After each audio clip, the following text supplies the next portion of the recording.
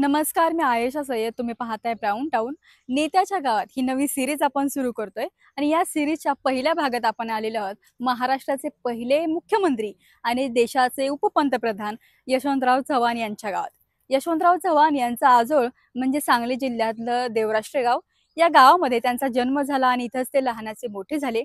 हे गाव कसं आहे, यशवंतराव चव्हाणांचं गाव, यशवंतराव चव्हाण यांचं देवराष्ट्र कसं आहे, चला तर मग पाहूयात. कराड शहरापासून 30 किलोमीटरचा प्रवास करत आपण पोहोचतो यशवंतरावांच्या देवराष्ट्रामध्ये.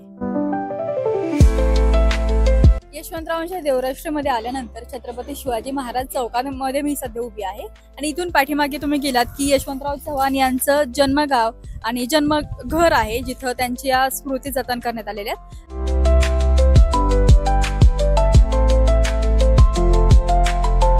देवराष्ट्रामध्ये काही सोयी सुविधा तुम्हाला पाहायला मिळतात. अगदी किराणाचं दुकान असेल, स्वीट होम असेल, त्या पलीकडे पाहिलं तर ज्वेलर्सचं दुकान आहे. या अर्थी देवराष्ट्र जरी छोटेखानी गाव असेल तरी वेगवेगळ्या सुविधा इथं पाहायला मिळतात.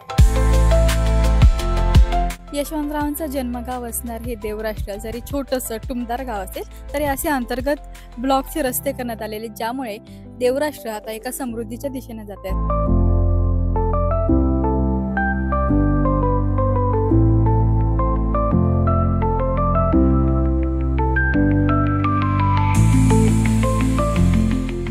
महाराष्ट्र बँकेचे एटीएम आहे. जर गावात कुणाला पैसे काढायचे असतील तर ते इथे येऊन काढू शकतात. त्यामुळे जरी देवराष्ट्र छोटं गाव वाटत असेल तरी त्यामध्ये ज्या सोयी सुविधा असायला पाहिजेत त्या पाहायला मिळतात.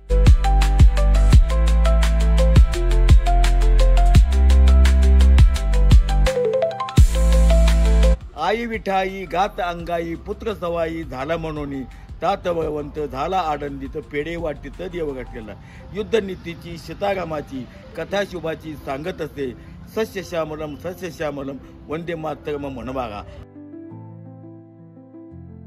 देवराष्ट्रमधल्या यशवंतरावांच्या घरात पुरातत्व विभागानं जुने फोटो संग्रहित करून ठेवलेत, तर यशवंतराव प्रतिष्ठान या संस्थेनं या वास्तूचं पालकत्व घेतले.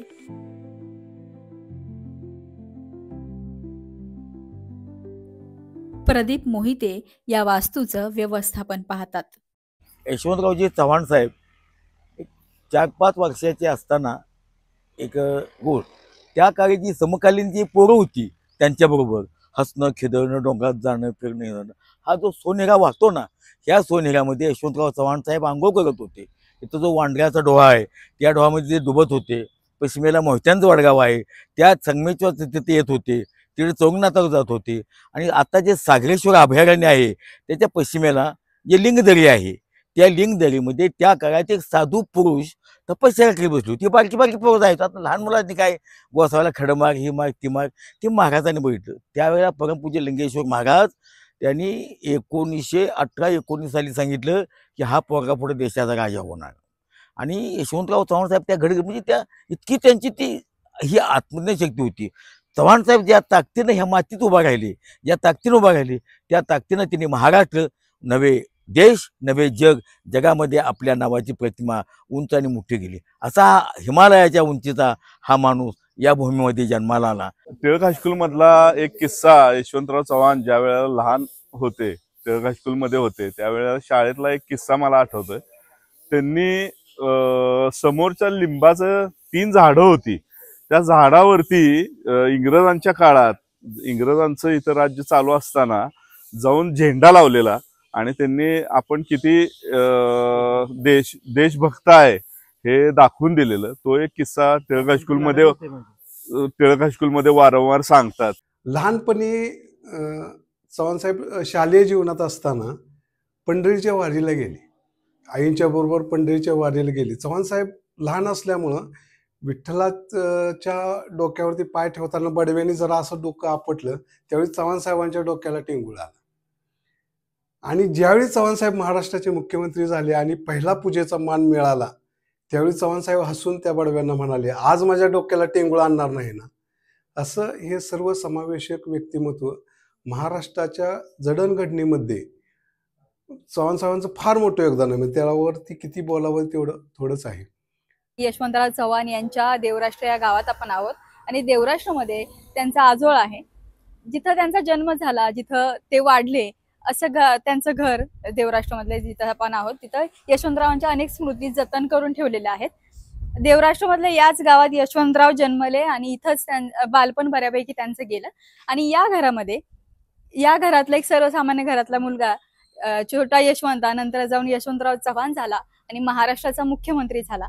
त्यांच्या सगळ्या स्मृती या घरात आहेत. यशवंतराव जितके मुरलेले राजकारणी होते तितकेच चांगले वाचक होते आणि लेखकही होते. त्यामुळे यशवंतरावांचं देवराष्ट्रामधलं हे जे घर आहे त्या ठिकाणी लायब्ररी ओपन करण्यात आली आहे आणि तिथं यशवंतरावांनी स्वतः लिहिलेली पुस्तकं, यशवंतरावांवरती इतर लेखकांनी लिहिलेली पुस्तकं आणि त्याचबरोबर वाचनीय अशी इतर लेखकांची काही पुस्तकं आहेत जी तुम्ही वाचू शकता.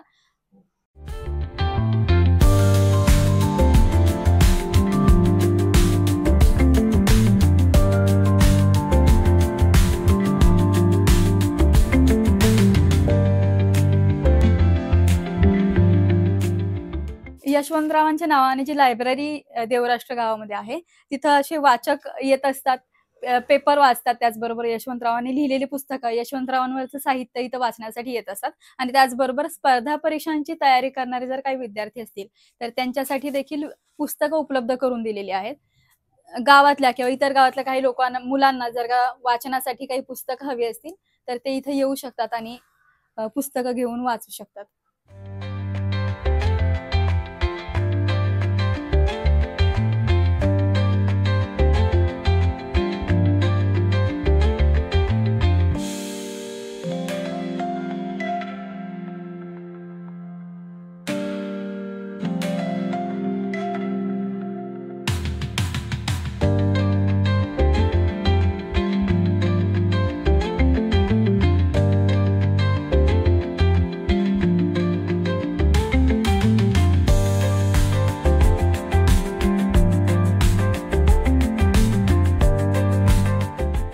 यशवंतराव चव्हाणांचं व्यक्तिमत्व जितकं साधं होतं तितकंच त्यांचं गाव, त्यांचं घरही साधे. आपण त्यांच्या आजोळच्या देवराष्ट्राच्या घरात आहोत. इथं यशवंतराव चव्हाणांचा जन्म झाला, हे ते घर आहे आणि इथून मुख्यमंत्री पदापर्यंत गेलेला माणूस आपण पाहिला. म्हणजे यशवंतराव चव्हाण होण्याच्या आधीचा यशवंत जो होता, बाळ यशवंत, तो बाळ यशवंतराव या घरामध्ये घडला.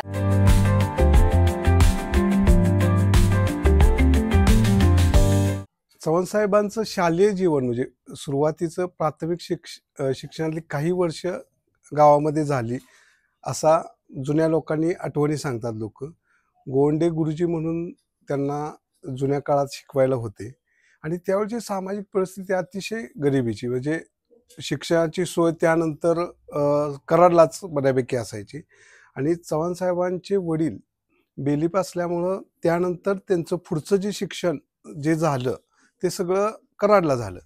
परंतु एवढ्या सामान्य परिस्थितीतलं व्यक्तिमत्व पुढं जाऊन देशाचं उपपंतप्रधान, महाराष्ट्राचं नेतृत्व करेल, हे खरोखर गावाच्या दृष्टीनं प्रचंड अभिमानाची अशी गोष्ट आहे. आणि गावाच्या विकासामध्ये म्हणजे गावामध्ये हायस्कूल काढण्यामध्ये, गावामध्ये पहिल्यांदा जी पाण्याची स्कीम आणली, फक्त प्यायच्या पाण्याची, ती चव्हाणसाहेबांनी आणली. त्यानंतर जो आता जी ताकाळ योजना आहे, म्हणजे कडेगाव तालुक्याचं संपूर्ण जे नंदनवन झालंय, ते त्या योजनेचा मुहूर्त सुद्धा चव्हाणसाहेबांनी वसंतदादा यांच्या हस्ते ह्या सागरेश्वरमध्ये म्हणजे देवराष्ट्राच्या हायस्कूलच्या परिसरातच झालेला आहे. म्हणजे ह्या भागाच्या विकासासाठी, एकूणच महाराष्ट्राच्या विकासासाठी चव्हाणसाहेबांचं प्रचंड मोठं योगदान आहे आणि सर्व आम्हाला ग्रामस्थांना त्याचा अभिमान आहे. यशवंतराव चव्हाण जेव्हा शाळेत होते तेव्हा त्यांच्या शिक्षकांनी त्यांच्या सर्व मित्रांना व त्यांना विचारले होते की तुम्ही काय होणार हे तुम्ही चिठ्ठीवर लिहून द्या. तेव्हा बाकी सर्व विद्यार्थ्यांनी लिहिले मी डॉक्टर होणार, इंजिनियर होणार, आणखी शिक्षक होणार असं लिहिले. पण यशवंतराव चव्हाणांनी त्यांच्या चिठ्ठीत मी यशवंतराव चव्हाण होणार असं लिहिले. म्हणजेच त्यांना यशवंतराव चव्हाण याच नावाने मोठा माणूस बनायचा होता व लोकांचे भलं करायचं होतं. पुण्यानंतर आज जर तुम्ही शैक्षणिक केंद्र कुठं असेल तर ते कराडमध्ये आहे. ह्याचं जर श्रेय द्यायचं असेल तर ते आपल्याला यशवंतरावांनाच द्यावं लागेल. आणि असा लोकनेता जो पंतप्रधान पदापर्यंत पोचला तो या नगरीमध्ये झाला, ह्याचं आम्हा सर्व कराडकरांना म्हणजे या भागात जे असतील त्या सगळ्यांना एक सार्थ अभिमान आणि कुठल्याही पक्षाच्या पलीकडे जाऊन ज्या माणसाबद्दल काही बोलता येईल असं हे व्यक्तिमत्व म्हणजे यशवंतराव चव्हाण. आणि त्याबद्दल आम्ही किती बोलावं. अर्थ खातं त्यांच्याकडे असताना आमचं विद्यालय कर्जात होतं, तर चव्हाण साहेबांनी अर्थ खातं देशाचं त्यांच्याकडे असताना त्यांनी कर्ज फेडायला 1 मिनिट लागलं नसता, पण स्वतःहून त्यांनी कर्ज फेडलं नाही. महाराष्ट्र बँकेचे 61,000 रुपये कर्ज होतं, तर त्यांनी त्यांचे सहकारी की जे अनेक वर्ष कराडचे नगराध्यक्ष राहिले PD पाटील साहेब, यांना त्यांनी ही सूचना केली की माझ्या देवराष्ट्रातली माझी शाळा आहे आणि त्या शाळेचं इतकं कर्ज राहिलेलं आहे आणि ते कर्ज तुम्ही फेडा. PD पाटील साहेब यांनी त्यावेळेला त्यांनी स्वतः कारखाना असताना न देता कामगार युनियनच्या नेत्याला बोलवला आणि त्याच्याशी चर्चा केली की चव्हाण साहेबांनी आपल्याला असं काम सांगितलेलं आणि ते आपल्याला करावायचं आहे. मग त्यावेळेच्या सर्व कामगारांनी आपल्या पगारातील रक्कम साहेबांच्याकडे जमा केली आणि PD पाटील साहेब यांनी देवराष्ट्रातले जे महाराष्ट्र बँक आहे या बँकेचं कर्ज फेडलं आणि ही शाळा त्यानंतर कर्जमुक्त झाली. म्हणजे असा एक नेता की जो आपल्याकडे स्वतःचं अर्थ खातं असताना देखील या ठिकाणी 1 पैसा देशातला खर्च न करता किंवा कोणी त्यांनी फक्त महाराष्ट्र बँकेला विनंती केली असते तर महाराष्ट्र बँक शाखा अधिकारी म्हणत होते की तुम्ही फक्त म्हणा की कर्ज माफ करतो, तर त्यावेळेला ते अधिकारी म्हणत होते टोटली तुमचं कर्ज आम्ही माफ करू. पण चव्हाण साहेब म्हणले नाही, तसं होणार नाही, तुमचे काय असतील ते आम्ही कर्ज फेडणार. आणि PD पाटील साहेबांनी ते कर्ज फेडलं आणि आमची शाळा मुक्त झाली. आता ही शाळा त्याने स्थापन केलेली महाराष्ट्रातली एकमेव शाळा 1961 या रोजी ही शाळा स्थापन केली. 5वी ते 12वी पर्यंतचे वर्ग आमच्याकडे सेमी आणि मराठी चालतात. सायन्स आणि कला या 2 शाखा आहेत. आज आमच्याकडे 810 इतके विद्यार्थी शिक्षण घेत आहेत. गोरगरिबांच्या विद्यार्थ्यांना माझ्या गावात शिक्षण मिळावं या उद्देशाने चव्हाण साहेबांनी स्थापन केलेली एकमेव ही शाळा आहे. त्याच्यानंतर त्यांच्या नावावर कोणतीही शाळा नाही किंवा कोणतीही संस्था नाही. त्यामुळे या शाळेचं एक आगळं वेगळं असं नावलौकिक आहे. गुणवत्तेच्या बाबतीत आणि सर्वच बाबतीत हे शाळा अग्रेसर आहे. स्वातंत्र्यपूर्व काळात सुद्धा त्यावेळी स्थानिक स्वराज्य संस्था होत्या आणि हा जुना सातारा जिल्हा आणि ह्या भागामध्ये कुप्पर म्हणून जे उद्योगपती होते त्यांचा प्रभाव होता. पण त्यांना आता हरवायचं कोणी यासाठी काँग्रेस मधून चव्हाण साहेबांनी तिकीट घ्यावं असं लोकांचं मत होतं. पण चव्हाण साहेब म्हणले की मी अजून शिकतोय, मी अजून स्वातंत्र्य चळवळीत आहे, म्हणून त्यांनी आत्माराम पाटील बोरगावकर यांना तिकीट मिळावं यासाठी चव्हाण साहेब प्रयत्नशील होते. चव्हाण साहेब स्वतः त्यावेळी गांधीजी पाचगणीला महाबळेश्वरला विश्रांतीला आले होते. चव्हाण साहेब त्यावेळी गांधीजींच्याकडे गेले, इथली परिस्थिती सगळी समजून सांगितली आणि आत्माराम बापूंना ते तिकीट चव्हाण साहेबांनी आणलं आणि कुपर यांना हरवून स्वातंत्र्यपूर्व काळात आपल्या भागातले पहिले आमदार झाले बापू आत्माराम बापू बोरगावकर. आणि ह्यामध्ये चव्हाण साहेबांचा मोठा सिंहाचा वाटा, त्यांना निवडून आणण्यामध्ये चव्हाण साहेबांचा सिंहाचा वाटा होता. यशवंतराव चव्हाण यांच्या कराडमध्ये आपण आहोत. कराड म्हटलं की यशवंतराव चव्हाण आणि यशवंतराव चव्हाण म्हटलं की कराड, असं समीकरण आपल्या सगळ्यांनाच माहिती आहे. कराडच्या विकासामध्ये यशवंतराव चव्हाणांचा वाटा मोठा आहे आणि कराडच्या विकासातला अत्यंत महत्त्वाचा पाया म्हणजे कराडची नगर परिषद. स्थानिक स्वराज्य संस्थांच्या सध्या निवडणुका होत आहेत आणि या स्थानिक स्वराज्य संस्थांचा पाया कुणी रचला तर यशवंतराव चव्हाण यांनी. त्यांचं असं मत होतं की मोठे नेते कदाचित तयार होतीलही, पण सर्वसामान्य कार्यकर्त्याला राजकारणामध्ये महाराष्ट्राच्या प्रशासकीय यंत्रणेमध्ये स्थान असावं, यासाठी त्यांनी स्थानिक स्वराज्य संस्था असावी असा आग्रह धरला आणि नंतर ते अस्तित्वात आलं.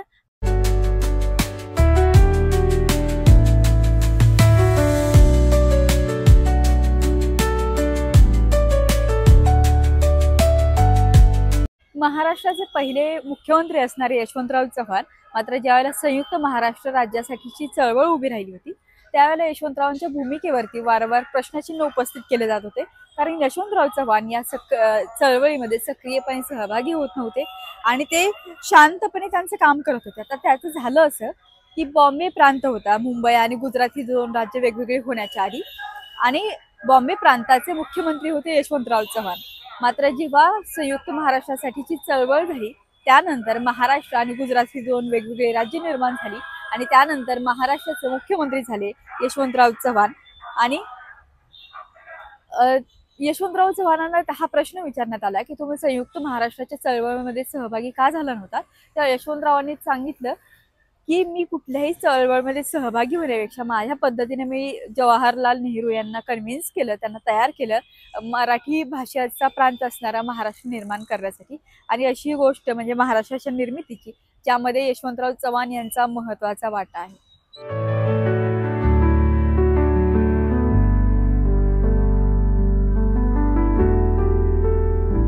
प्रकात्रे म्हणून प्रख्यात लेखक होऊन गेले.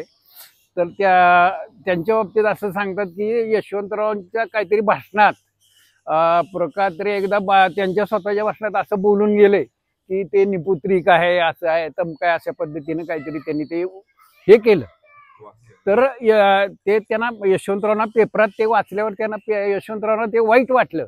यशवंतरावांनी प्रकात्रेंना फोन केला आणि ती सांगितली की असं नाही, मला सुद्धा मूलबाळ होणार होतं, पण काही ती कुठंतरी मोर्चात वगैरे गेल्यामुळं तिथं लाठी बसली पोटावर, त्यामुळे ते अबॉर्शन झालं. तर ते मी निपुत्रिक नाही असं त्यांनी ठामपणे सांगितलं.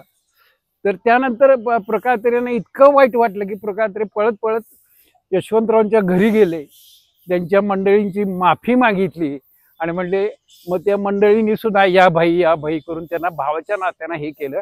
असं एकमेकांचे चांगले जरी विरोधक असला तरी यशवंतरावांचं जे बेरजेचं राजकारण होतं हे असं या पद्धतीनं दिसून येतं की त्यांनी कुठेही ते मनात त्यांच्या काही ठेवलं नाही की हा माणूस काल माझ्याबद्दल असं बोलला तसं बोलला, असं न ठेवता त्यांनी या एका चांगल्या पद्धतीनं त्या नवरा बायकोनी प्रकात्रेंना सांभाळून घेतलं आणि त्यांना भावाच्या नात्यानं हे केलं, ट्रीट केलं, मान केलं. यशवंतराव हे साहित्यिक म्हणजे त्यांनी अनेक साहित्यिकांना फार मोठा दिलासा आणि त्यांच्या उभरत्या काळात भरपूर मोठं सहकार्य त्यांनी त्यावेळेला केलेलं आहे.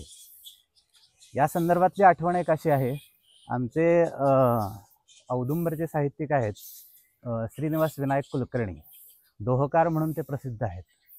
तर त्यांना त्यांच्या कठीण काळामध्ये म्हणजे ते अक्षरशः कराड सोडायच्या विचारात होते, तर तुम्ही कराड सोडू नका आणि तुम्ही इथंच राहा, तर त्याकरता त्यांनी भरपूर त्या काळात मदत केलेली आहे.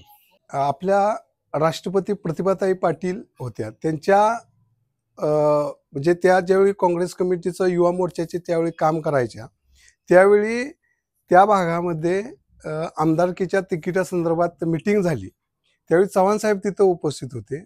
चव्हाण साहेब म्हटले, जी लोक स्वतःसाठी तिकीट मागायला आलेत त्यांनी जरा थांबावं, त्यांच्याशी मी नंतर बोलेन, आणि जी लोक दुसऱ्यांसाठी तिकीट मागणार आहेत त्यांनी पुढं यावं. त्यावेळी प्रतिभाताई पाटील म्हणाल्या की माझ्या वडिलांना तिकीट द्या, कारण ते त्यावेळी काहीतरी पदावर होते चांगल्या. तर चव्हाण साहेब म्हटले, मी तुम्हाला तिकीट दिलं तर काय होईल. आणि चव्हाण साहेब म्हणणी असे कार्यकर्ते हुडकून, म्हणजे ती व्यक्ती पुढं राष्ट्रपती झाली, त्यांची निवड इतकी चांगली होती.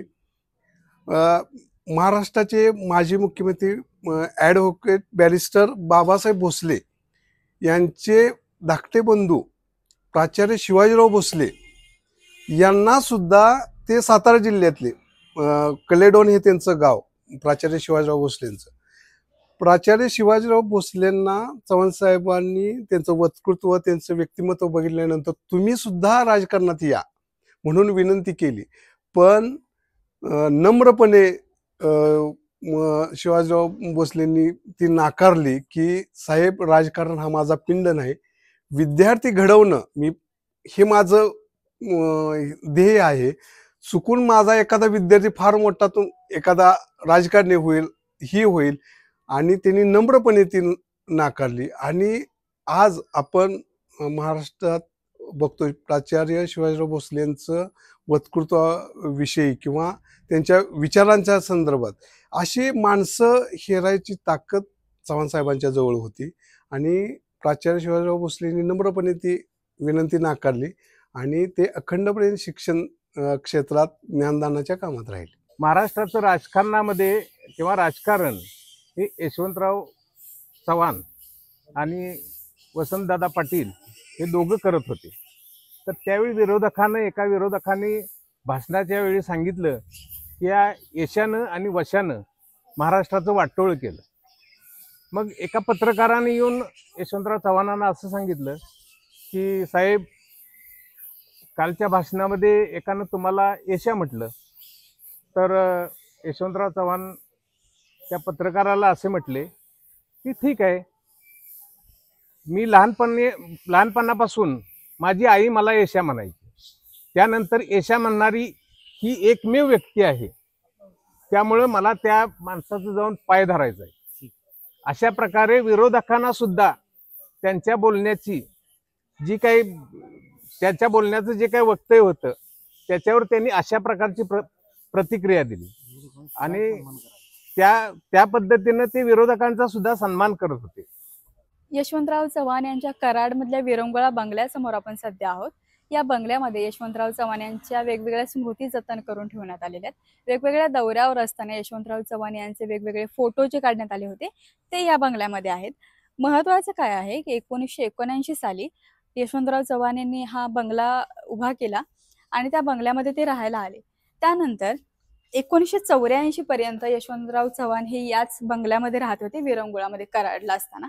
आणि इथंच यशवंतराव यांच्या जाण्यानंतर त्यांच्या फोटोंचा संग्रह करण्यात आलाय.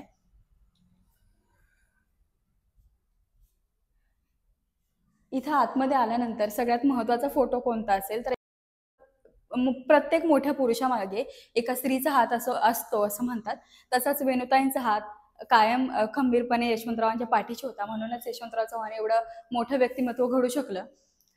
इथं यशवंतराव चव्हाण यांचे वेगवेगळे फोटो आहेत. सगळ्यात महत्त्वाचा फोटो कोणता असेल तर तो म्हणजे संयुक्त महाराष्ट्राच्या चळवळीनंतर जेव्हा महाराष्ट्र राज्य स्थापन झालं मराठी भाषिक, तेव्हा यशवंतराव चव्हाण यांनी मुख्यमंत्री पदाची शपथ घेतली तेव्हाचा हा फोटो आहे.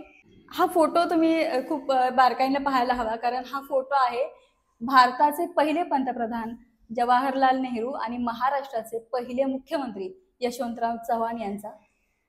हा कदाचित हॉल असावा त्या काळाचा, यशवंतराव चव्हाण यांच्या काळातला. आणि इथं बैठक व्यवस्था आहे, त्याचबरोबर टीव्ही आहे जो यशवंतरावांनी या टीव्हीवरती सिनेमे पाहिले असतील किंवा काही फिल्म्स त्यांनी या टीव्हीवरती पाहिले असतील. हा आहे फोटो यशवंतरावांचा, त्यांच्या आई विठाबाई आणि वेणुताईंचा हा फोटो आहे. हा शाळेतला यशवंतरावांचा फोटो आहे. हा आहे कॉलेजमध्ये असताना यशवंतरावांचा फोटो, वकिलीचं शिक्षण घेत असताना यशवंतराव, आणि हा त्यानंतर वकिलीचं शिक्षण पूर्ण झाल्यानंतर राजकारणात आल्यावरचा यशवंतरावांचा फोटो आहे. आपण ज्या बंगल्यामध्ये आहोत तो विरंगुळा बंगला, त्याचा हा फोटो आहे.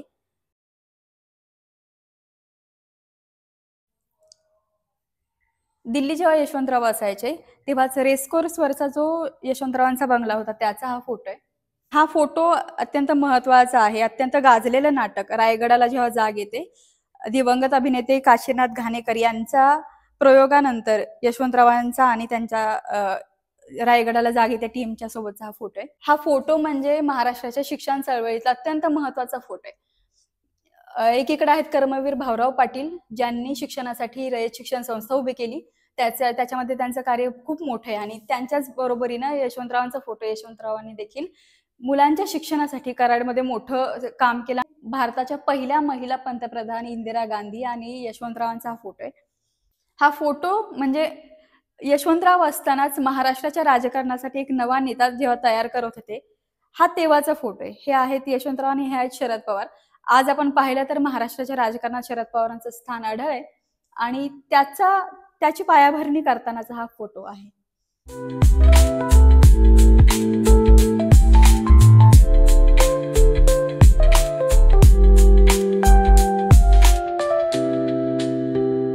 त्यांना 3 पुस्तकं पुढं म्हणजे त्या आत्मचरित्राची लिहायची होती, कृष्णा काठ, यमुना काठ आणि सागर काठ. पण कृष्णा काठ लिहिलं आणि माझ्या माहितीनं ते 86 मध्ये एक्सपायर झाले आणि त्यामुळं साहित्यिक यशवंतराव म्हणून त्यांचं जे एक आम्हाला आत्मचरित्र वाचायला मिळालं असतं ते सागरकाठ आणि यमुना काठ आले नाहीत. हे आमचं खरोखर दुर्दैव आहे. ही एक खंत मनाला लागून राहते की ते आम्हाला वाचता आलं नाही. यशवंतरावांची एक आठवण, यशवंतराव चव्हाण शाळेत असताना त्यांच्या गुरुजींनी सगळ्या विद्यार्थ्यांना विचारलं की तुम्ही कोण बनणार, तर ह्यांनी यशाचा यशवंतराव होणार आणि ते त्यांनी करून दाखवलं.